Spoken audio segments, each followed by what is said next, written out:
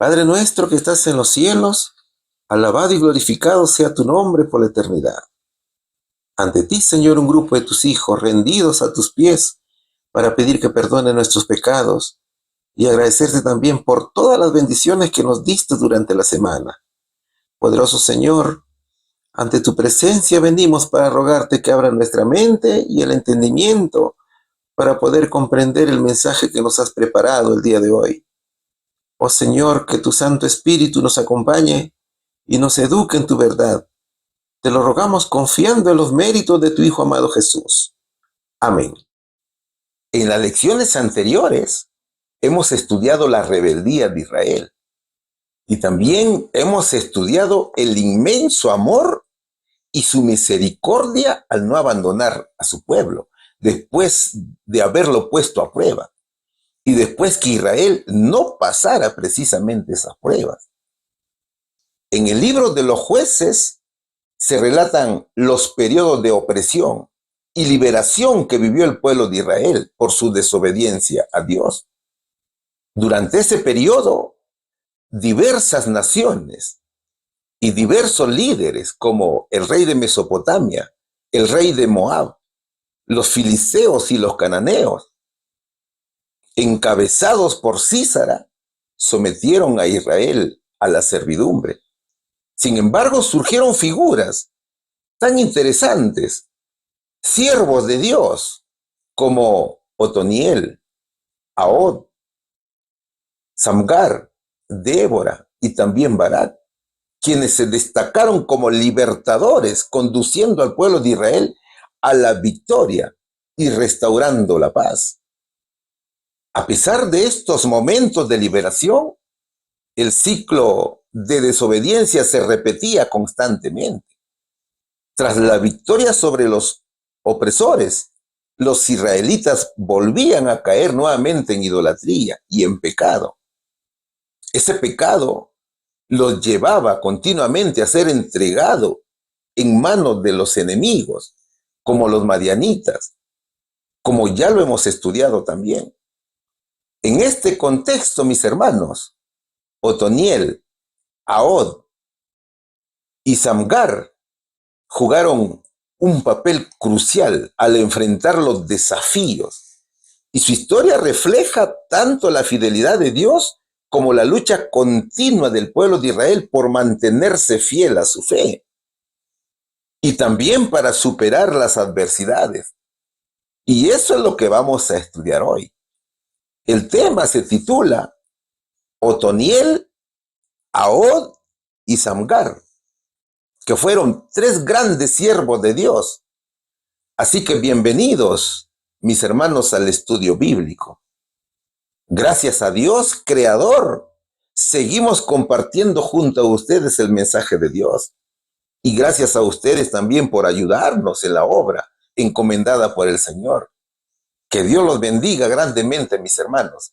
La pregunta número 1 dice lo siguiente: ¿qué hizo el Señor debido a la desobediencia de Israel? ¿Qué es lo que vamos a estudiar, mis hermanos? Es el libro de los jueces, capítulo 3, versículos 7 y 8. Hicieron pues los hijos de Israel lo malo ante los ojos de Jehová, y olvidaron a Jehová su Dios, y sirvieron a los Baales y a las imágenes de acera. Y la ira de Jehová se encendió contra Israel, y los vendió en manos de Cusam Risitaim, rey de Mesopotamia. Y sirvieron los hijos de Israel a Cusam Risataim 8 años, dice la palabra de Dios.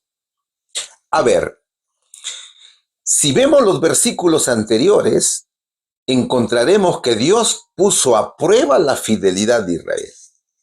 Dios quería probar la fidelidad de Israel hacia sí mismo y también quiso mejorar la confianza de su pueblo hacia el Señor, hacia Cristo.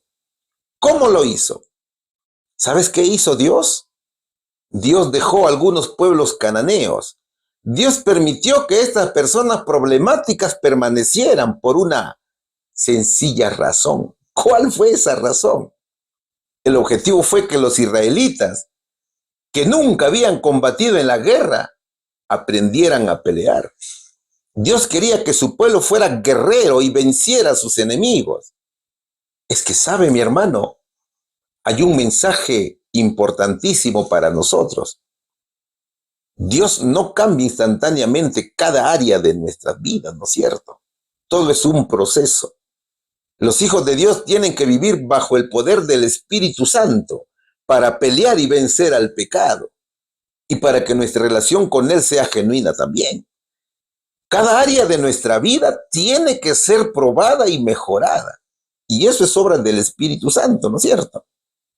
Eso es para que podamos vivir una vida de compañerismo verdadero con Jesús. Ve, mi hermano. Entonces Dios quiere que aprendamos a pelear contra el pecado. Ese es el mensaje que nos dejan aquí. Dios sabe que la batalla es buena para nosotros. Es que la mejor manera de vencer al pecado es enfrentando al pecado. ¿A quiénes dejó el Señor como instrumento de prueba? El Señor dejó a 5 jefes filisteos, a todos los cananeos, a los sidonios y a los heveos que vivían en el monte Líbano, desde el monte Baal, Hermón, hasta el paso de Hamat. ¿A quiénes más dejó el Señor? Dejó a los hititas, a los amorreos, a los fereceos y a los jebuseos. Con esos pueblos, Dios puso a prueba la fe de los israelitas para ver si obedecían sus órdenes que el Señor había dado por medio de Moisés. Solo que los israelitas no obedecieron esas órdenes del Señor, sino que aprobaron que sus hijos y sus hijas se casaran con gente de esos pueblos, con gente pagana, y dejaron que adoraran a sus dioses. Entonces se metieron en un tremendo problemón. Sus romances impíos los condujeron a la adoración de las deidades paganas, de Baal y también de Acera, es decir, al diablo y a sus demonios. ¿Ve, mi hermano? Jueces capítulo 3, versículos 7 y 8, en la Nueva Versión Internacional dice de esta manera: los israelitas hicieron lo malo ante los ojos del Señor. Se olvidaron del Señor su Dios y adoraron a las imágenes de Baal y de Aserá. El Señor se enfureció contra Israel a tal grado que los entregó en manos de Cusán Risatayim, rey de Aram Naharayim, a quien estuvieron sometidos durante 8 años, dice en esta versión. Aram Naharayim se encontraba ubicada en el noreste de Mesopotamia, en donde Cusán Risatayim era su rey. Querido hermano, si alguien siembra maldad, maldad cosechará, ¿no es cierto? Si siembra bondad, cosechará bendición. Y Gálatas capítulo 6, versículo 7 dice algo muy importante. Vamos a leerlo. No se engañen. De Dios nadie se burla. Cada uno cosecha lo que siembra. Eso fue lo que hizo Israel. Israel pensaba que vivía feliz mientras sus enemigos no lo atacaban. Israel tuvo un periodo de prosperidad y durante ese periodo, cegado por la abundancia, se olvidó de las promesas hechas a Dios. Entonces, mi hermano, llegaron los tiempos difíciles. Esa supuesta felicidad se convirtió en tormento.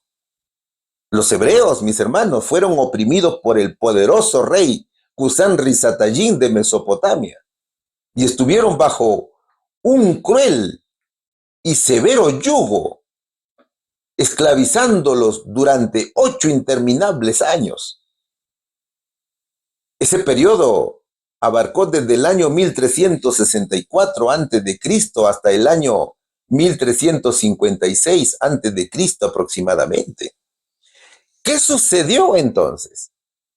En su aflicción, en sus sufrimientos, los israelitas se dieron cuenta que los ídolos a quienes estaban adorando eran falsos. Ellos entendieron que esos ídolos no servían para nada. Entonces clamaron con fervor al único Dios verdadero. Y en respuesta a sus súplicas, el Señor levantó a Otoniel, hermano de Caleb, como su libertador. Este hombre estaba imbuido del poder del Espíritu Santo. Estaba lleno del Espíritu Santo. Otoniel condujo a su pueblo a la batalla y con la ayuda divina derrotó al opresor, rey mesopotámico, como lo vamos a ver a continuación. ¿Y eso qué significa para nosotros? Porque eso tiene grandes lecciones para nosotros, ¿no es cierto? No es que vamos a leer solamente la historia, no, no es así. El maestro tiene que explicar a los hermanos qué significa para hoy, qué ejemplo nos ha dejado para hoy estos hermanos y qué ejemplo no debemos tomar, hermano. Así que si pensaba que solamente estos temas están para leerlos como una historia, yo te digo que no es así. Hay que analizarlo y hay que estudiarlo porque tiene mucho significado. Entonces te pregunto nuevamente, ¿qué significa para nosotros estos versículos? Para nosotros, los principios de ayer son los mismos principios de hoy y nos enseñan cuán importante es la obediencia. Así como los israelitas, nosotros también estamos llamados a obedecer a Dios.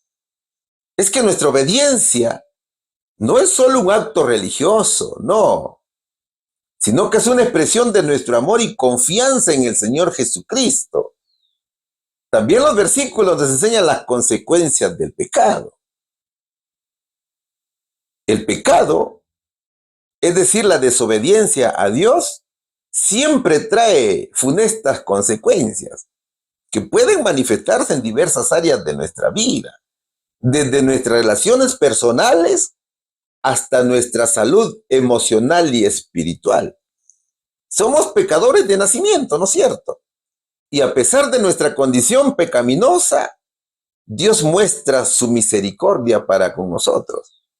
A pesar de la desobediencia de Israel, Dios siempre estuvo dispuesto a perdonarlo y a restaurarlo. Y también a nosotros, mis hermanos. Dios también está dispuesto a darnos una segunda oportunidad. Que el Señor es un Dios de amor y su gracia es infinita, ¿no es cierto? Así que no te sientas desanimado, mi querido hermano. Si te sientes con sufrimientos y con aflicción, si has pecado, ven al Señor Jesucristo. Porque Él, a pesar de que somos malos en esta vida, Él nos perdona y Él nos restaura. ¿Y cuál es la promesa final? La vida eterna, ¿no es cierto? ¿Cuál sería aquí la respuesta, hermanos? ¿Qué hizo el Señor debido a la desobediencia de Israel? Los entregó en manos de Mesopotamia, de Cusán Risataim, por 8 años, queridos hermanos. Pregunta número 2. La pregunta número 2 tiene un subtítulo que dice, empoderados por el Espíritu, ¿a quién levantó el Señor como instrumento de liberación cuando el pueblo se dirigió a Él en oración, clamor sincero y ferviente? ¿Cómo tuvo fuerza suficiente para resistir a los invasores y permitir que el pueblo de Israel derrotara a sus enemigos? Sigamos estudiando, mis queridos hermanos, el libro de los Jueces, capítulo 3, versículos del 9 al 11. Entonces clamaron los hijos de Israel a Jehová, y Jehová levantó un libertador a los hijos de Israel y los libró. Esto es, a Otoniel, hijo de Cenas, hermano menor de Caleb. Y el espíritu de Jehová vino sobre él, y juzgó a Israel, y salió a la batalla. Y Jehová entregó en su mano a Cusán Risataim, rey de Siria, y prevaleció su mano contra Cusán Risataim. Y reposó la tierra 40 años, y murió Otoniel, hijo de Cenas. 8 años de servidumbre habían pasado. Esos años eran un infierno para Israel, antes de que clamara al Señor. Tras esos 8 años de esclavitud, Israel finalmente recurrió a Dios en busca de ayuda. Israel ya no pudo más. Sus aflicciones lo estaban torturando, lo estaban llevando al abismo, ya no sabían qué hacer. Entonces recurrieron a Dios por ayuda. Mis queridos hermanos, muchas veces tiene que pasar largos periodos de sufrimiento y adversidad, ¿no es cierto?, antes de que el ser humano se detenga a reflexionar sobre sí mismo y se dirija a Dios. ¿Acaso no te ha pasado esto alguna vez? Es que las aflicciones nos van a llevar al Señor, ¿no es cierto? Y el Señor estará listo para escucharnos. Mire, mi hermano, Israel cosechó exactamente lo que sembró. Israel sembró maldad. ¿Y qué cosechó? Cosechó maldad, ¿no es cierto? ¿Quién fue el libertador? Fue un siervo de Dios. Fue Otoniel. ¿Y quién fue Otoniel? Otoniel se deriva del hebreo Otniel, que significa el león poderoso de Yahweh. O también significa Yahweh es mi fuerza. Eso dice el diccionario bíblico adventista. Otoniel pertenecía a la tribu de Judá. Era hijo del hermano menor de Caleb, que se llamaba Cenas. Es decir, fue sobrino de Caleb. Otoniel hizo algo espectacular, mis hermanos. Otoniel se distinguió por capturar al pueblo de Debir, o Kiriat Sefer, en Judá, que estaba en poder de los cananeos. Y como recompensa, recibió como esposa a Acsa. Acsa era hija de Caleb, que había sido prometida por el mismo Caleb a quien conquistara esa ciudad. Así lo encontramos en Jueces capítulo 1, versículo 12. Entonces, Otoniel era yerno del gran héroe Caleb, y su esposa Acsa también era una mujer de fe. Mi hermano. Entonces, eran siervos que vivían en santidad con el Señor. Eran siervos obedientes a la voluntad de Dios. Formaban parte del remanente de Dios. Ahora, Otoniel era valiente, era decidido de actuar con temor ante Dios, pero sin temor ante el enemigo. Ya te dije que era un gran guerrero hebreo, vencedor de sus enemigos y conquistador de ciudades. Y ese valor fue demostrado una vez más cuando derrotó precisamente a Cusán Risataim. Este Cusán Risataim era el rey de Mesopotamia, que era un rey tirano, ¿no es cierto? Este rey había oprimido a los israelitas durante 8 años. Y su victoria produjo 40 años de paz en el país. Fue el primero de los jueces de Israel, que en verdad fueron varios. Jueces capítulo 3, versículo 9. Vamos a leerlo, hermano.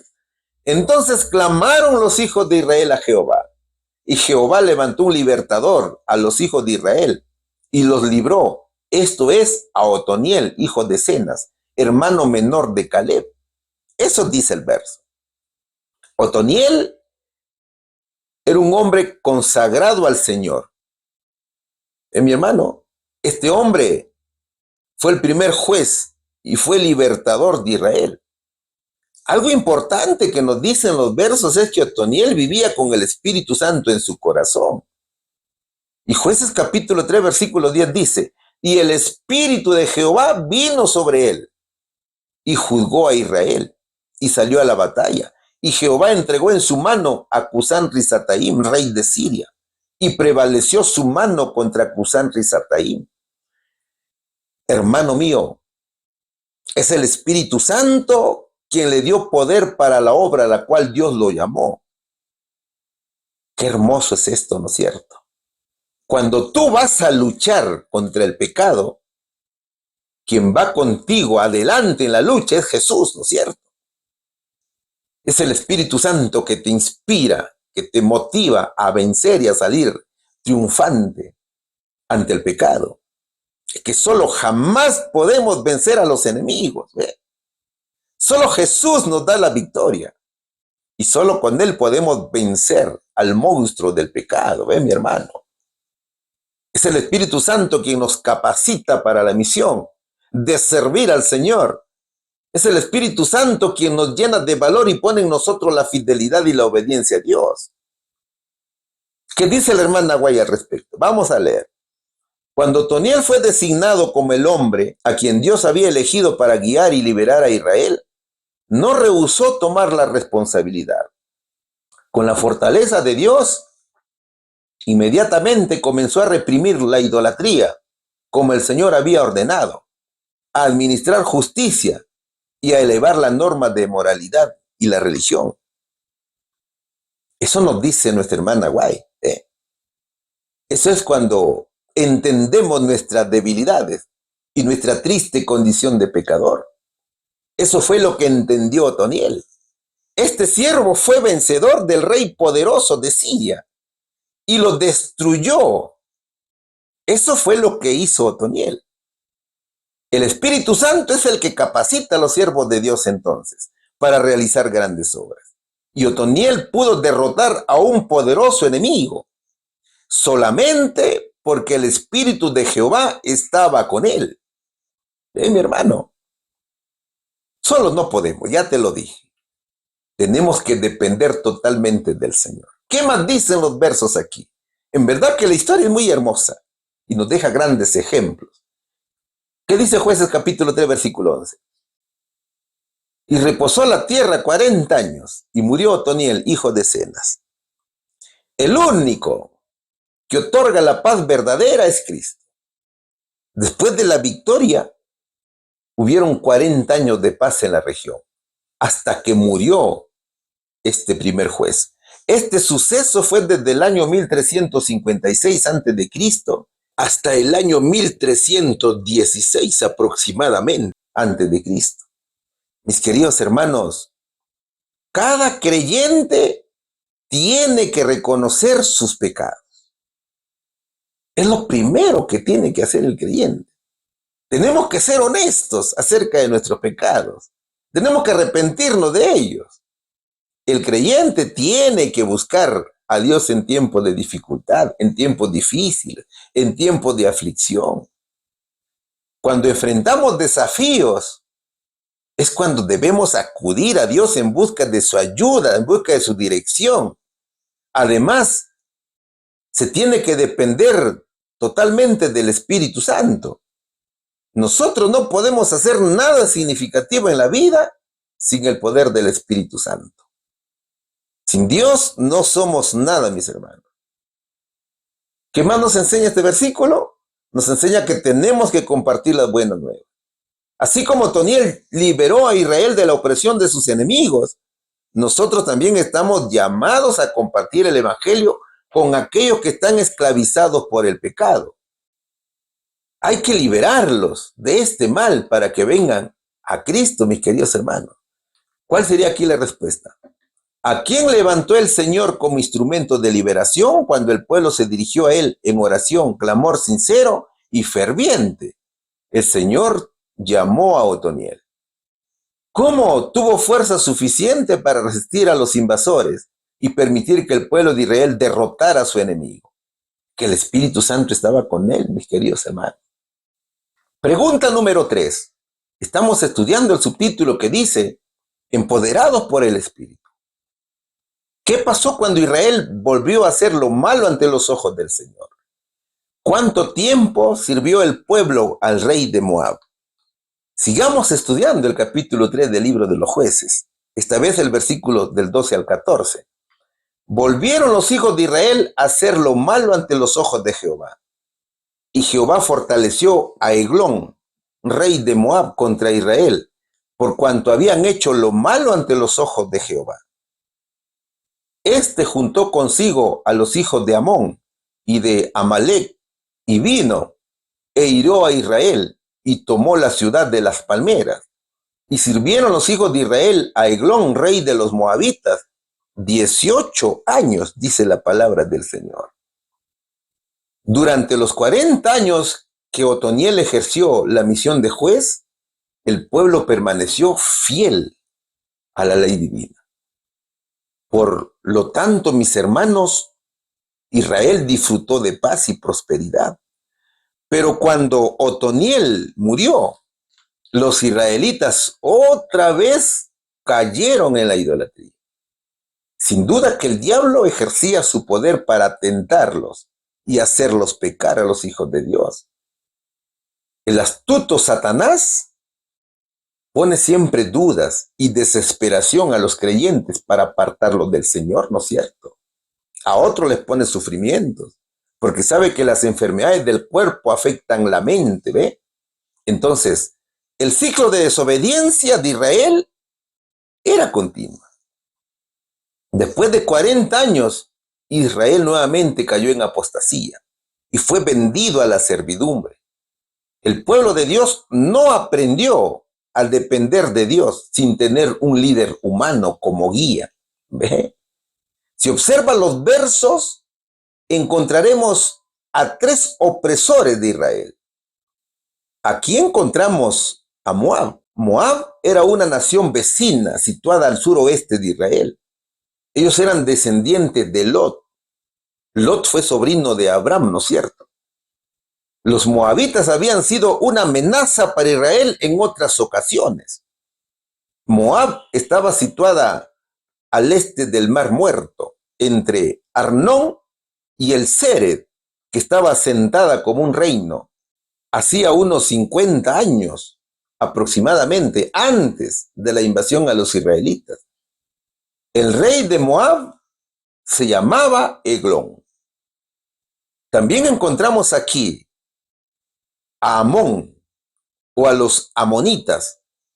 Los amonitas eran descendientes también de Lot, solo que estaban ubicados al noreste de Moab, que fue establecida cerca del mismo tiempo en el que se estableció Israel, a finales del siglo XIII antes de Cristo aproximadamente. Y también encontramos en el verso a Amalek o a los amalecitas. Ellos eran parientes de los edomitas. Los amalecitas eran conocidos por ser antiguos enemigos de Israel. Ellos eran descendientes de Saúl. ¿Te acuerdas de Saúl, el hermano de Jacob? Eran ellos sus descendencias de Saúl. En ese entonces eran una raza errante, la cual ocupaba un área considerable al sur de Judá. Al parecer ellos fueron los enemigos más encarnizados de Israel. Mi hermano, acuérdate que muchos de estos pueblos atacaron a Israel cuando Moisés los estaba sacando de la esclavitud de Egipto. Ahora, ¿qué significa Eglón? Porque la Biblia dice que Eglón era el líder de esta coalición. Eglón significa becerro o ternero. Eglón fue fortalecido por Dios, dice la Biblia. O sea que se convirtió en instrumento para castigar a Israel por su rebelión. Era un hombre gordo, dice, ¿no es cierto? La mención de que Jehová lo fortaleció contra Israel resalta que, aunque los opresores son enemigos de Israel, es Dios quien permite esa opresión como castigo. Eglón capitaneaba esa confederación de moabitas, amonitas y amalecitas para invadir y derrotar a Israel. Entonces, estos pueblos sugiere que la opresión de Israel era producida por una alianza de fuerzas hostiles. Fue el rey de Moab que en el periodo de los primeros jueces capturó Jericó, la ciudad de las palmeras, como dice el versículo. Jericó era un lugar importante para Israel por su historia. Jericó fue la primera ciudad conquistada por Josué en la entrada de la tierra prometida. Entonces, la pérdida de esa ciudad marca una gran derrota. El pecado de Israel los condujo a esta servidumbre. Ellos sufrieron 8 años bajo la opresión antes de clamar a Jehová en los días de Otoniel. Y luego, después de este tiempo, permanecieron 18 años de dura servidumbre antes de volver a clamar a Jehová. Es decir, esta esclavitud duró desde el año 1316 antes de Cristo hasta el año 1298 aproximadamente, antes del Señor Jesucristo. Y durante este tiempo, los israelitas vivieron bajo el control de un régimen extranjero. fueron esclavos, ¿no es cierto? Los utilizaron para su servidumbre, sin libertad. Ellos fueron sometidos a humillaciones de la opresión. ¿Sabes, mi querido hermano? El pecado, aunque se presenta de manera seductora y disfrazada, siempre acaba trayendo consigo ataduras y consecuencias dolorosas. Así como un pez que no ve el anzuelo mientras sigue la tentadora carnada, nosotros al caer en las tentaciones, a menudo no advertimos los peligros que nos acechan. Satanás es astuto, ¿no es cierto? Satanás es manipulador y sabe cómo embellecer sus trampas y hace que lo malo parezca atractivo, ocultando las consecuencias devastadoras que están al acecho. Entonces, una vez que caemos en sus lazos, nos encontramos atrapados, incapaces de liberarnos sin la ayuda divina. Y es en esos momentos que rogamos y clamamos y suplicamos a Dios en arrepentimiento, pidiendo su salvación y su perdón, ¿no es cierto? Entonces, el Señor está listo para escucharnos y salvarnos, mis hermanos. Él es nuestro gran libertador. ¿Cuál es la respuesta aquí? ¿Qué pasó cuando Israel volvió a hacer lo malo ante los ojos del Señor? Dios tomó como instrumento a Eglón, rey de Moab. ¿Cuánto tiempo sirvió el pueblo al rey de Moab? Sirvió 18 años, mis hermanos. 18 largos años. Interminables 18 años, ¿ve? Pregunta número 4.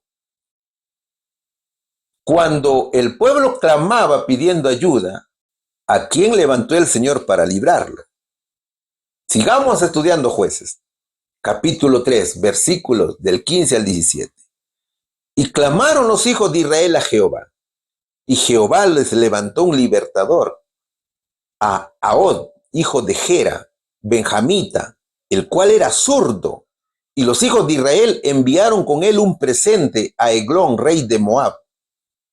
Y Ahod se había hecho un puñal de 2 filos, de un codo de largo, y se lo ciñó debajo de sus vestidos, a su lado derecho, y entregó el presente a Eglón, rey de Moab. Y era Eglón hombre muy grueso, dice la palabra de Dios. Era un hombre muy gordo, Eglón, ¿cierto? Los versículos muestran otra vez la misericordia de Dios con Israel. Él tenía todo el derecho de abandonar a Israel totalmente. Pero el Señor, por su amor, que es inmenso, respondió cuando ellos clamaban por liberación y les envió a otro juez. ¿Quién era este libertador? Ya se habían cumplido 18 años de opresión para Israel por parte de Eglón y sus aliados. Y Dios envió como libertador a un benjamita. El libertador fue Ahod, hijo de Gera. ¿Qué dice el diccionario bíblico adventista? Este diccionario dice que Ahod proviene del hebreo Eud, que significa unión o poderoso. Pertenecía a la tribu de Benjamín. Una de las principales características es que Ahod era zurdo. En realidad la Biblia enseña que muchos descendientes de Benjamín eran zurdos y eran tan precisos para disparar piedras. Vamos a leer este versículo. Jueces capítulo 20, versículo 16. De toda aquella gente había 700 hombres escogidos que eran zurdos, todos los cuales tiraban una piedra con la honda a un cabello y no erraban. Mi hermano? ¿Qué instrumentos utilizó Ahod para destruir a Eglón? El verso dice que Eglón era un hombre muy gordo, era obeso. Eglón era el rey de Moab y el líder de una coalición que incluía a Moab, Amón y Amalek. Como ya hemos estudiado en la pregunta anterior, ¿no es cierto? Ahod había fabricado un puñal de 2 filos de aproximadamente 45 centímetros o un codo de largo, como dice la escritura. Con este puñal, Ahod fue a visitar al tirano Eglón. O sea que el puñal era pequeño, no era pues tan largo como las espadas de los guerreros, ¿no es cierto? Era pequeño. Entonces, Ahod fue a visitar al tirano Eglón con este puñal, llevando un tributo o un presente de Israel. Y logró que todos los siervos del rey salieran de la sala bajo el pretexto de que necesitaban conversar en privado.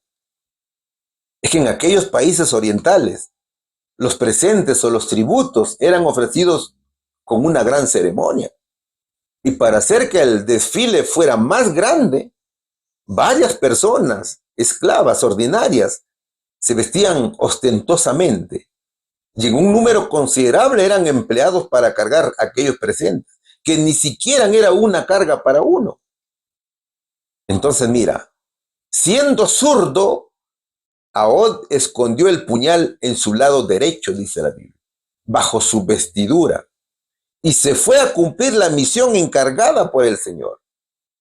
Y cuando llegó hasta el palacio, observó con mucha atención el panorama. Él vio cuál era el mejor momento para atacar a Eglón.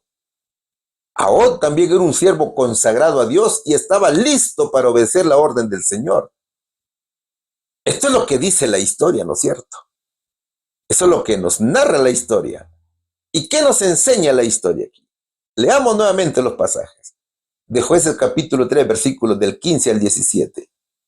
Y clamaron los hijos de Israel a Jehová. Y Jehová le levantó un libertador, Ahod, hijo de Gera, benjamita, el cual era zurdo. Y los hijos de Israel enviaron con él un presente a Eglón, rey de Moab. Y Ahod se había hecho un puñal de 2 filos, de un codo de largo, y se lo ciñó debajo de sus vestidos, a su lado derecho. Y entregó el presente a Eglón, rey de Moab. Y era Eglón hombre muy grueso. Los versículos nos enseñan cuán importante es el clamor sincero de Israel. Cuando clamamos a Dios con toda sinceridad, el Señor viene a salvarnos de la opresión del pecado. No importa cuál sea la magnitud de ese mal, el Señor siempre está listo para escucharnos y salvarnos. Los versículos, mis hermanos, nos revelan que Dios usa a personas inesperadas. Ahod era un hombre zurdo, era de la tribu de Benjamín, y para muchos israelitas en aquel tiempo, el ser zurdo era un discapacitado físicamente. Entonces, ¿qué nos enseña aquí este verso, esta partecita? Esto nos enseña que Dios puede usar a personas que quizás no parezcan ser los más efectivos, los más probables para cumplir su propósito, pero Dios es quien elige y Él es quien manda el auxilio. ¿Se da cuenta, mi hermano? ¿Qué más nos enseñan los versículos? Nos enseña la preparación y la prudencia. Ahod se preparó cuidadosamente para su misión. Él se hizo un puñal de 2 filos y escondiéndolos también de manera estratégica. En la versión Dios habla hoy dice que Ahod, que también se conoce como Ehud, se hizo una espada de 2 filos. Así lo dice esta versión. Pero Ehud se hizo una espada de 2 filos, como de medio metro de largo, y se la puso al cinto por debajo de la ropa y al lado derecho. Esto demuestra la importancia de la preparación para llevar a cabo las tareas que Dios nos encomienda, ¿no es cierto? Primero tienes que prepararte. Primero tienes que alistar tus instrumentos, tus herramientas. Que no se trata solamente de actuar, sino de ser prudentes y también de planificar adecuadamente para tener éxito en lo que Dios nos ha llamado a hacer. ¿Cuál es nuestro puñal o nuestra espada de 2 filos? Según este versículo. ¿Sabes cuál es, mis hermanos? Es la Biblia. Es la palabra de Dios, ¿no es cierto? Y así lo dice Hebreos capítulo 4, versículo 12. Porque la palabra de Dios es viva y eficaz, y es más cortante que toda espada de 2 filos, y penetra hasta partir el alma y el espíritu, las coyunturas y los tuétanos, y discierne los pensamientos y las intenciones del corazón. Mi hermano. Entonces, ¿cuál es tu puñal? Es la Biblia, ¿no es cierto? Es la palabra de Dios. Esa es tu espada de dos filos, mis hermanos. Es esta bendita palabra que tengo en mis manos. ¿Qué más nos dicen los versos? Los versículos nos dicen que Dios usa lo sencillo y lo inesperado. El hecho que Ahod fuera un hombre con la habilidad especial de ser zurdo y que usara simplemente un puñal de dos filos, resalta que Dios no necesita métodos sofisticados. Él no necesita armas poderosas para obrar a través de nosotros, no. Lo que parece insignificante o sencillo, cuando es usado por Dios, puede traer grandes victorias, mis hermanos. ¿Qué más nos enseña el versículo? Nos enseña la valentía para enfrentar la opresión. ¿Quién de nosotros no ha vivido oprimido por el pecado? Creo que todos, ¿no es cierto? Entonces, Ahod se presenta ante Eglón, un rey tirano, y con valentía lleva a cabo la misión de liberar a su pueblo. Claro, primero Ahod tuvo que hacer un plan extraordinario, un plan estratégico, como lo vamos a ver en la siguiente pregunta. Ahod enfrentó el peligro y la opresión con determinación y confiando en Dios. Entonces, esto nos recuerda la importancia de ser valientes y enfrentar las injusticias y la opresión sin cuestionar a Dios, confiando en que Él nos dará la fuerza para hacerlo. Y también nos va a dar la victoria. La hermana White dice que Dios obrará maravillas por aquellos que confíen en Él. Si los que profesan ser su pueblo no tienen más fuerza, es porque confían demasiado en su propia sabiduría y no permiten que el Señor revele su poder en su beneficio. Él ayudará a sus fieles hijos en todas las ocasiones si depositan toda su confianza en Él y lo obedecen sin cuestionarlo, dice nuestra hermana Elena G. de White. Muchos que profesan nuestra fe se encuentran en esta posición. Son débiles y carecen de fuerza porque confían en su propio poder. Dios obra con potencia por el pueblo que obedece su palabra, sin cuestionarla ni dudar de ella, dice nuestra hermana Elena de White. Entonces, mi hermano, así como la oración y el clamor a Dios en momentos de angustia son muy importantes para el creyente de fe, la palabra de Dios es la espada de dos filos, con las cuales los valerosos soldados de Jesús van al rescate de las almas que están oprimidas por el pecado. Y tú, mi querido hermano, tú que eres creyente fiel a Dios, tienes una espada y tienes una misión que cumplir. Solamente dependerá de ti que vayas al rescate de esas almas. Y usted, mi querido amigo que está viendo el programa por primera vez, el Señor está esperando que te conviertas en un Ahod, un salvador de almas, un salvador de su pueblo. Ven a Cristo, mi hermano, y toma esa espada de dos filos y ve a la guerra como soldado de Jesús. Vamos a la respuesta, mi hermano. Cuando el pueblo clamaba pidiendo ayuda, ¿a quién levantó el Señor para librarlo? Al benjamita Ahod, hijo de Gera. Pregunta número 5. Estamos estudiando el subtítulo que dice: Dios hizo a Ahod el libertador. ¿Qué estratagema ideó e implementó Ahod para llevar a cabo su plan de liberar a Israel de sus opresores? Esta es una muy buena pregunta que nos hace aquí la lección. ¿Sabes por qué te digo? Porque aquí vamos a hablar de la estrategia, del plan que estableció Ahod. Vamos a los versos. Jueces capítulo 3, versículos del 18 al 23. Y luego que hubo entregado el presente, despidió a la gente que lo había traído. Mas él se volvió desde los ídolos que están en Gilgal y dijo: Rey, una palabra secreta tengo que decirte. Él entonces dijo: Calla. Y salieron de delante de él todos los que con él estaban.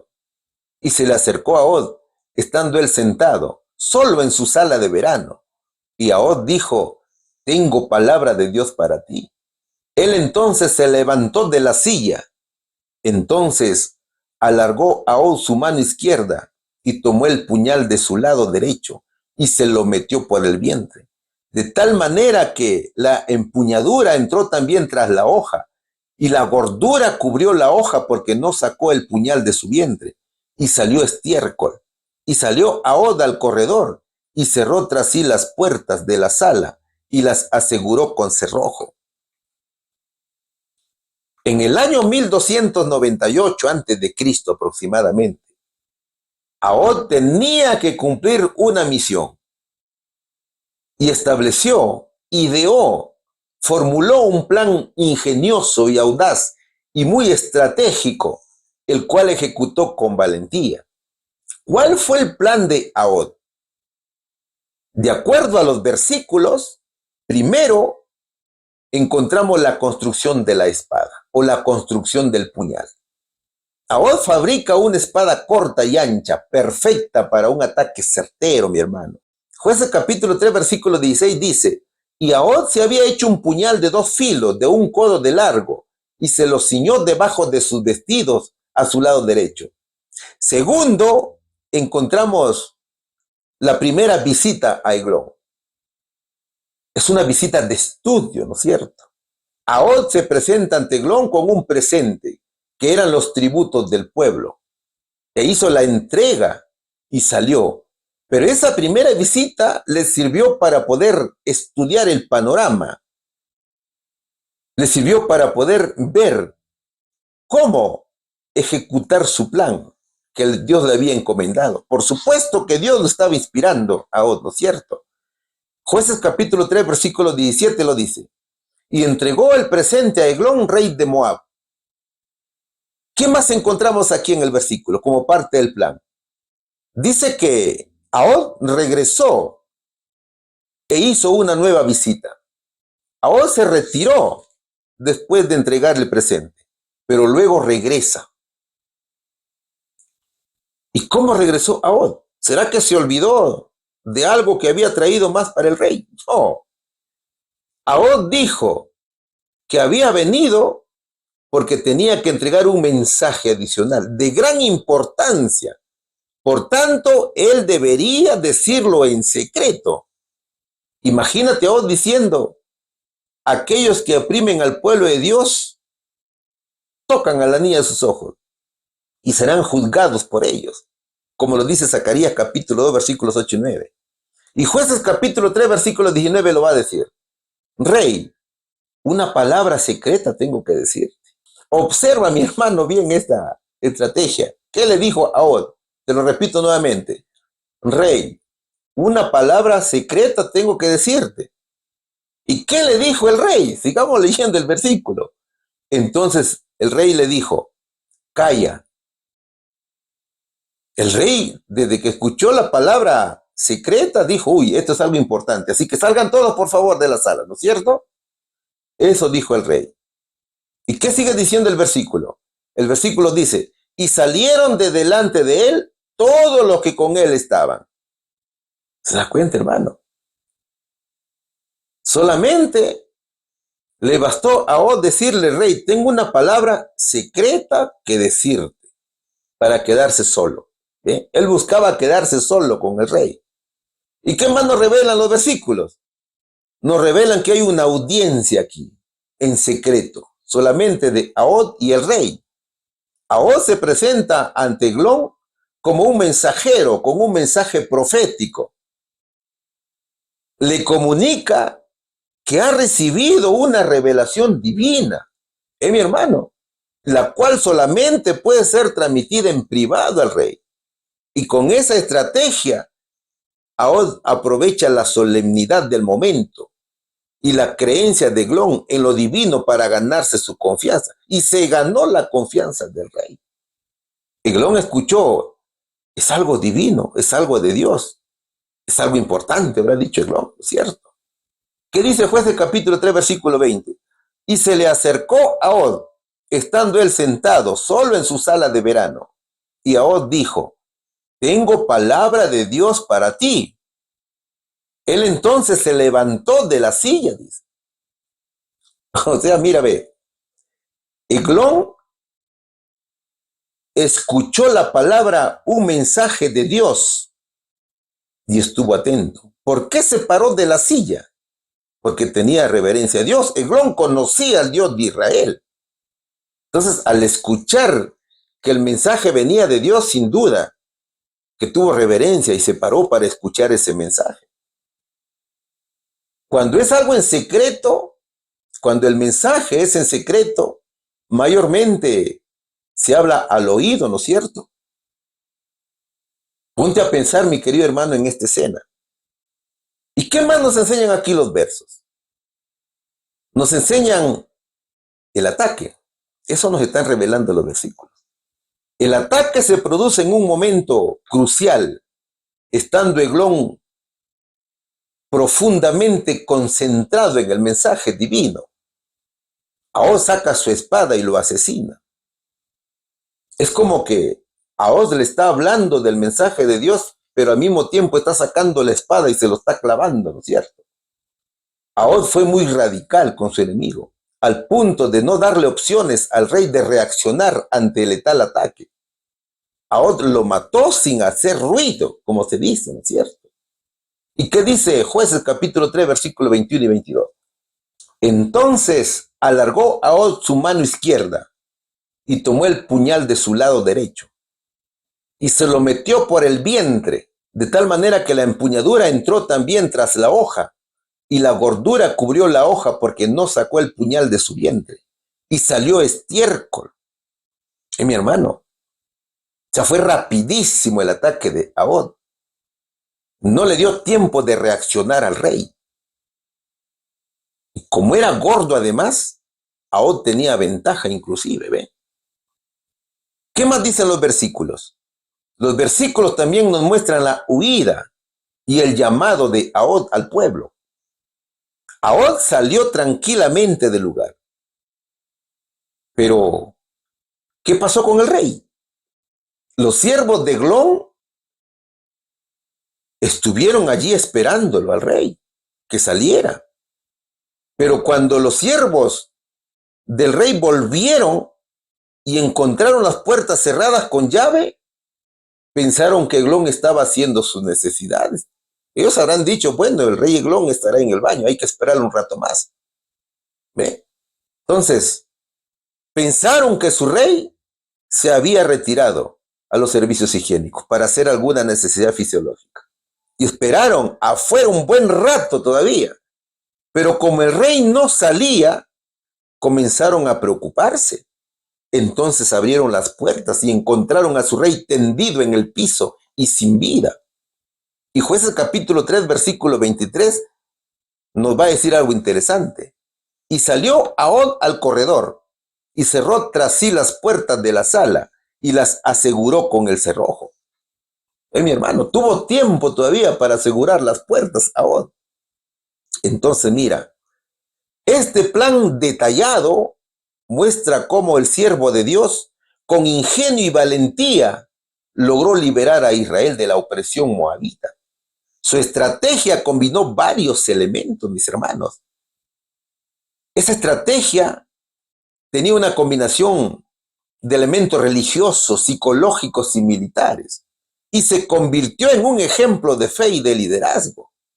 Eso significa que el creyente de Dios debe actuar con energía y sin rodeos contra el pecado. Nada de estar minimizando el pecado, mi hermano, no. Al pecado hay que llamarlo por su nombre y hay que ser radical con él, así como lo hizo Ahod. A nuestros enemigos, que son los pecados, tenemos que destruirlos de esa manera, sin darles tregua a reacción. ¿Ve, mi hermano? Solo de esa manera se pueden rescatar las almas para Cristo. ¿Ve? Entonces, cuando tú vayas con tu espada en la parte derecha, tienes que utilizar la mano izquierda para poder sacar la Biblia, ¿no es cierto? Coges la mano izquierda y estás leyendo y estás predicando la palabra de Dios. Estás indicándole a esa persona cuán pecadores somos y cómo es que Dios te manda a liberarlo de ese pecado. Entonces, aquí hubieron grandes elementos. Primero, el elemento sorpresa. El ataque fue letal, fue totalmente inesperado para Eglón. El rey nunca sospechó del plan.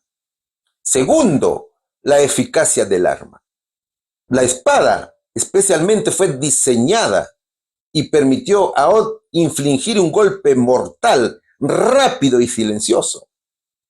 La palabra de Dios es muy eficaz, ¿no es cierto? Y da un golpe mortal al pecado, mi hermano. Y es silencioso además. Si la espada de los militares de la antigüedad eran inmensas, de 2 metros aproximadamente, la espada de Ahod fue pequeña. Y ahora tenemos nuestra espada que es pequeña, ¿cierto, hermano? Tercero, el liderazgo y la audacia. Ahod demostró un gran valor y determinación al llevar a cabo su plan, inspirando así a los israelitas a unirse a la causa. Entonces debo preguntarme aquí, ¿qué clase de zurdo soy? ¿Soy de los que se amedranta ante la crítica de ser clasificado como zurdo? ¿O soy de aquellos que dejo de ser valiente cuando escucho críticas porque estoy predicando contra el pecado? ¿O soy como Ahod, que hizo buen uso de su mano izquierda? Sacó ventajas de su desventaja. Este siervo de Dios, ve mi hermano. Entonces fíjate, los defensores de la verdad de Dios siempre serán calificados de diversas maneras, por llamar al pecado por su nombre, por predicar la verdad. Entonces, debemos tomar el ejemplo de Ahod. Debemos ser zurdos, que no se amedrantan ante la adversidad y ser firmes contra el maligno.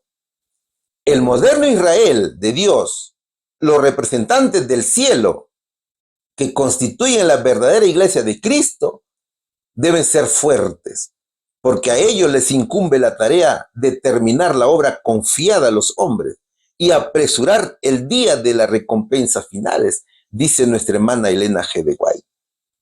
Queridos hermanos, nuestros defectos o desventajas o discapacidades físicas no deben incapacitarnos jamás para realizar la obra de Dios. Aunque no podamos cambiar nuestras vidas por una discapacidad, nuestra actitud para defender la verdad debe ser siempre positiva. Entonces, mi hermano, el creyente fiel tiene que ser valiente como Ahod. Con esta espada tenemos que salir a la lucha y con Cristo vamos a salir victoriosos.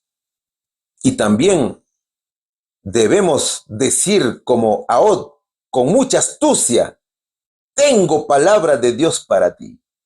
Y cuando hayas dicho esto, coge, mi hermano, tu espada de 2 filos con tu mano izquierda y coge el arma mortal que llevas en tu lado derecho, que es la Biblia, y destruye al pecado y rescata al pecador de las garras del enemigo. Así que, mi hermano, contra los espíritus malignos no hay tregua. Hay que ser radicales, porque así lo enseña la palabra de Dios. Vamos a la respuesta. ¿Qué estratagemas ideó e implementó Ahod para llevar a cabo su plan de liberar a Israel de sus opresores? El plan de Ahod fue una combinación de audacia, ingenio y fe. Una espada de 2 filos, la audiencia con el rey, el acto de valor y la huida y el llamado a la rebelión, queridos hermanos. Pregunta número 6. ¿Qué nos dice la pregunta número 6? Estamos estudiando la lección número 5, que lleva por título Otoniel, Ahod y Samgar. ¿Cómo llamó a los efraimitas para ayudar a luchar contra los invasores? A ver, Jueces capítulo 3, versículos 26 al 30. ¿Qué dice? Mas entre tanto que ellos se detuvieron, Ahod escapó y pasando los ídolos se puso a salvo en Seirat. Y cuando había entrado, tocó el cuerno en el monte de Efraín. Y los hijos de Israel descendieron con él y del monte, y él iba delante de ellos. Entonces él les dijo: seguidme, porque Jehová ha entregado a vuestros enemigos, los moabitas, en vuestras manos. Y descendieron en pos de él, y tomaron los vados del Jordán y Moab, y no dejaron pasar a ninguno. Y en aquel tiempo mataron de los moabitas como 10,000 hombres, todos valientes y todos hombres de guerra. No escapó ninguno. Así fue subyugado Moab aquel día, bajo la mano de Israel, y reposó la tierra 80 años, dice la palabra del Señor. Después de asesinar a Eglón, Ahod aprovecha el momento de distracción para escapar, ¿no es cierto? Ya había cerrado las cerraduras de la puerta, como lo hemos estudiado en la pregunta anterior. Y esta huida es un acto de valentía y astucia, demostrando la providencia divina que lo protege. La demora de los siervos del rey en abrir la puerta permitió a Ahod escapar sin ser detectado. Ahod pasó por donde estaban las estatuas de los ídolos y se refugió en Seirat. ¿Qué hizo Ahod en Seirat? Allí da la señal de la trompeta. La trompeta era un instrumento común para convocar al pueblo en tiempos de guerra o en tiempos de peligro. La trompeta era un instrumento común para convocar al pueblo en tiempos de guerra o en tiempos de peligro. En este caso sirve como señal para que los israelitas se reúnan y sigan a Ahod. Una vez fuera del palacio, inmediatamente tocó el cuerno, convocando al pueblo a la rebelión. La alerta ya estaba dada, ¿no es cierto? Ahod tocó la trompeta o tocó el cuerno, como dicen otras versiones, en el monte de Efraín. Y los hebreos entendieron el mensaje. Ese llamado era para que sus hermanos se unieran a la batalla contra los moabitas. Este sonido de trompeta fue una señal para que los guerreros de Efraín se reunieran con él. ¿Dónde lo tocó? En el monte de Efraín. Ese territorio pertenecía a la tribu de Efraín. La elección del monte de Efraín como punto de reunión podría tener connotaciones geográficas y específicas, pero en general representa un lugar elevado y estratégico. Ahod reunió a todo el pueblo de Israel en el monte Efraín. ¿Qué dijo Ahod? Ahod hizo un llamado. Ahod se presenta como el líder designado por Dios, exhortando al pueblo a seguirlo en la batalla, y le dio una gran noticia. ¿Cuál era la noticia aquí? Era la promesa divina, la afirmación de que Jehová ha entregado a los moabitas en sus manos. Es una declaración de fe, una declaración de confianza en Dios, motivando al pueblo a la acción. ¿Y qué acciones hizo este siervo de Dios? Primero, la toma de los vados o de los cruces. Al tomar los vados o los cruces del Jordán, los israelitas cortan la ruta de escape de los moabitas, asegurando su derrota. Segundo, la aniquilación del enemigo. La frase "y no dejaron pasar a ninguno" que dice el versículo indica una victoria aplastante sobre los moabitas. Ahod les ordenó que persiguieran al enemigo, y cuando los efraimitas los alcanzaron en las badeas del Jordán, los derrotaron, porque ya no tenían un lugar de escape, un camino de escape, ¿no es cierto? Aunque los moabitas eran fuertes y valientes, aquel día murieron unos 10,000 de sus mejores soldados. Ninguno pudo escapar, dice la palabra de Dios. Después de la victoria, hubo en el territorio 80 años de paz, que fue desde el año 1298 antes de Cristo hasta el año 1218 también antes de Cristo aproximadamente. Entonces, mis hermanos, esto es un relato conmovedor de la liberación divina y la importancia de la fe en medio de la adversidad. Si tú te estás dando cuenta, estás observando cómo se mueve la fe en todas estas historias de Israel. Ahod nos enseña que incluso en los momentos más oscuros, Dios puede levantar a un líder para rescatar a su pueblo. Además, mi hermano, este pasaje destaca la importancia de la obediencia a Dios y la necesidad de romper con los ciclos de pecado y rebelión. ¿Qué aprendemos de estos pasajes? ¿Y qué nos enseña la valentía y la fe de Ahod? Primero, la fe en Dios nos da valor para enfrentar cualquier desafío. La fe mueve montañas, se escucha decir, ¿no es cierto? Ahod actuó con una profunda confianza en Dios. Sabía que su misión era divina y que el éxito dependía de la intervención divina. Su fe lo impulsó a enfrentar a un enemigo aparentemente invencible. ¿Qué más nos enseñan los versos? Nos enseñan que la valentía no es la ausencia de miedo, sino que es la decisión de actuar a pesar del miedo. La valentía y la astucia, mis hermanos, son herramientas poderosas al servicio de Dios. Ahod era consciente del peligro que corría al enfrentarse al rey Eglón. Sin embargo, su amor por su pueblo y su fe en Dios superaron ese miedo.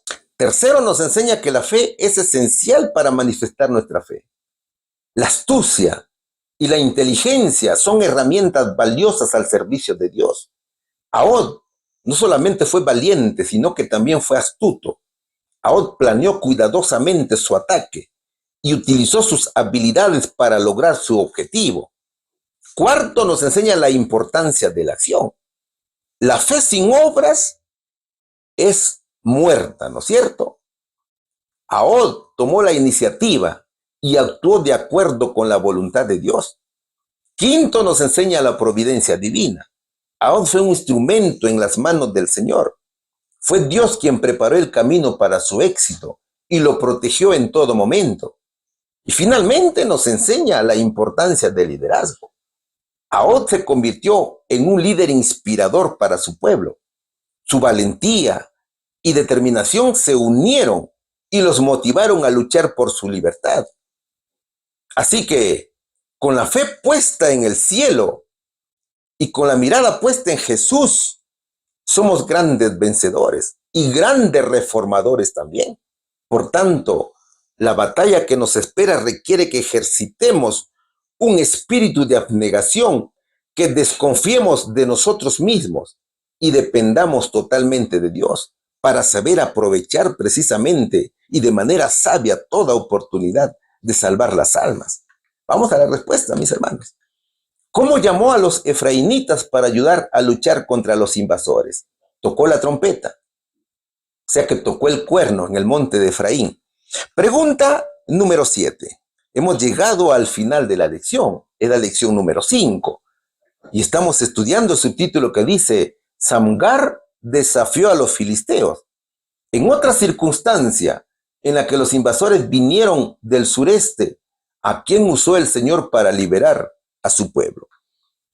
¿Qué es lo que vamos a estudiar aquí? Jueces capítulo 3, versículo 31. Después de él fue Samgar, hijo de Anat, el cual mató a 600 hombres de los filisteos con una aguijada de bueyes, y él también salvó a Israel. A ver, Samgar es mencionado por la Biblia como líder de Israel. Samgar fue un hombre de fe, un hombre de grandes logros, fue un gran guerrero y juez de Israel. El diccionario bíblico adventista dice que Samgar proviene del hebreo Shamgar, que significa copero o fugaz. Samgar es un excelente ejemplo de servir a Dios. Él simplemente utilizó lo que Dios puso en su mano. Él era agricultor, ¿no es cierto? En este caso, una aguijada de bueyes puso el Señor en sus manos. La aguijada es una vara larga con una punta de hierro que se utiliza para picar y guiar a los bueyes y también a otros animales. Es decir, era un palo de 2,5 metros aproximadamente, o de 6 pulgadas de ancho en la parte ancha del palo. Un extremo de la aguijada de buey era puntiagudo, que servía para picar al buey. y en el otro extremo era como un cincel que servía para raspar el arado y limpiarlo de la tierra. Ese fue el instrumento utilizado por Samgar para liberar a Israel. Samgar fue como Moisés. Acuérdate que Moisés tenía un bastón, ¿no es cierto? Entonces, Samgar fue como Moisés y su bastón, o David y su onda, porque aquellos elementos eran sus armas de lucha. ¿Ve? En el caso de Ahod, fue el puñal de doble filo. El arma que Samgar utilizó era un instrumento agrícola. Entonces, fíjate, el Señor utiliza cosas sencillas para lograr grandes cosas. No era una herramienta de guerra esta aguijada de bueyes. Ya te dije que era una herramienta agrícola, ¿no es cierto? Y con esa aguijada de bueyes se enfrentó a los filisteos matando a 600 hombres, salvando a Israel de la opresión. Eso se llama tener una fe inquebrantable, ¿no es cierto, hermanos? La valentía de Samgar para enfrentar a 600 filisteos con una arma tan simple demuestra una fe inquebrantable en Dios. Él confió en que el Señor estaría con él en la batalla. Samgar no era un guerrero experimentado, ni un líder famoso, pero Dios lo empleó para liberar a Israel. Así como la aguijada sirve para mostrar, enseñar, adiestrar, domar y guiar al buey, la palabra de Dios nos guía, nos enseña y nos muestra el camino. La aguijada simboliza la palabra de Dios, ¿no es cierto? Que nos enseña y nos muestra el camino correcto. Israel, mis hermanos, se estancó por falta de una aguijada o de una doctrina correcta y anduvo por caminos difíciles porque los sacerdotes no cumplían su visión. Por ejemplo, Saulo, antes de su conversión, vivía como buey y Dios lo reprendió con la aguijada de su palabra. Entonces se convirtió en Pablo, caminando precisamente por el camino correcto. Hechos capítulo 9, versículo 5 lo dice. Él dijo: ¿quién eres, Señor? Y le dijo: yo soy Jesús a quien tú persigues. Dura cosa te es dar coces contra el aguijón.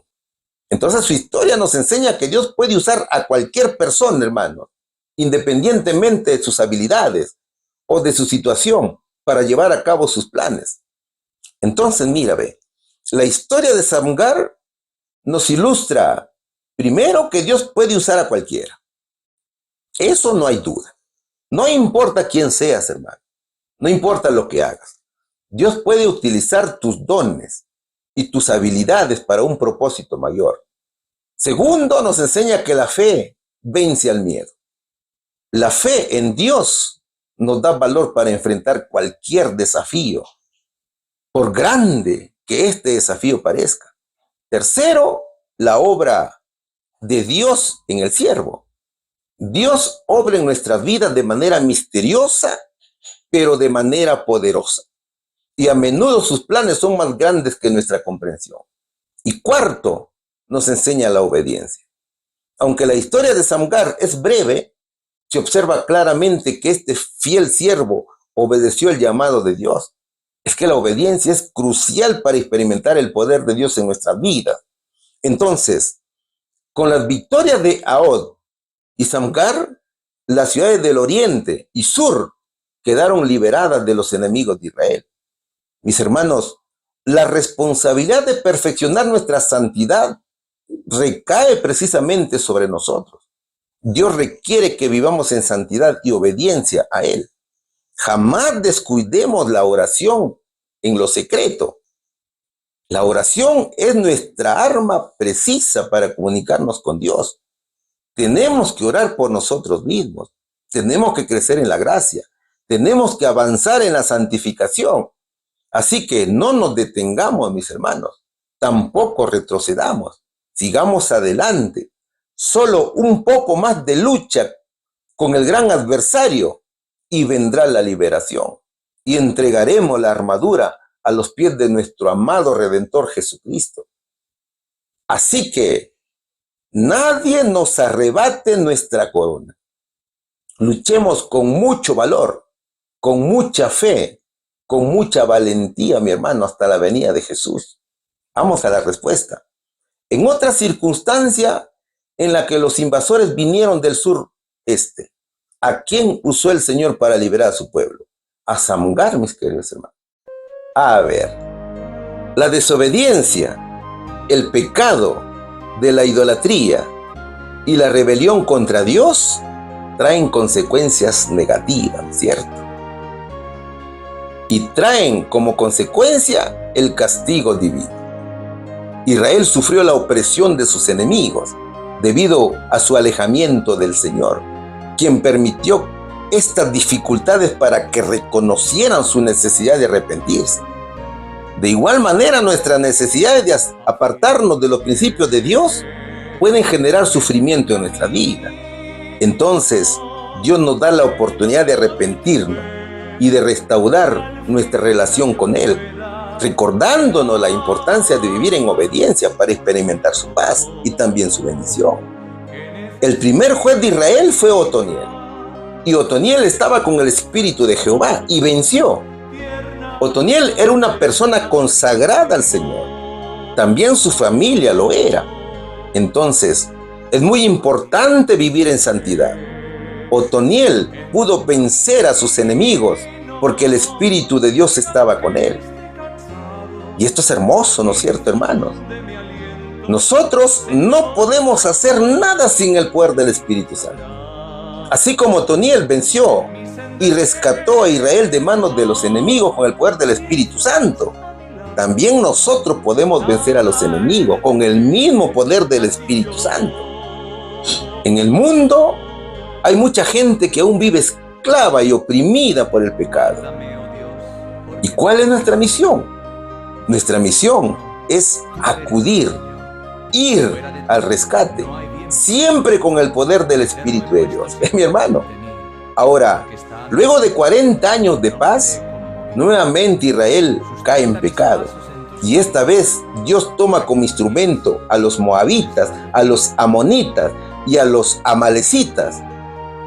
Israel estuvo en servidumbre 18 años hasta que nuevamente escuchó de nuevo el clamor de arrepentimiento de Israel. Y esta vez levanta a otro libertador llamado Ahod. Ahod era zurdo y su arma era un puñal de 2 filos que era letal.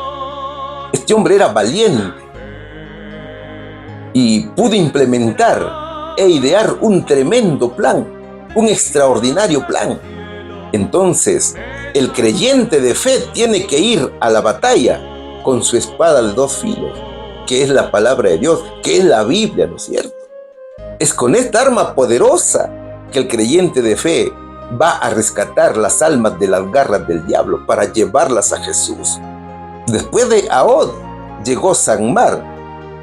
Samgar derrotó a 600 filisteos solamente con la guijada de los bueyes. Claro, la fe de este juez era inquebrantable y venció al pecado por obra del Espíritu Santo.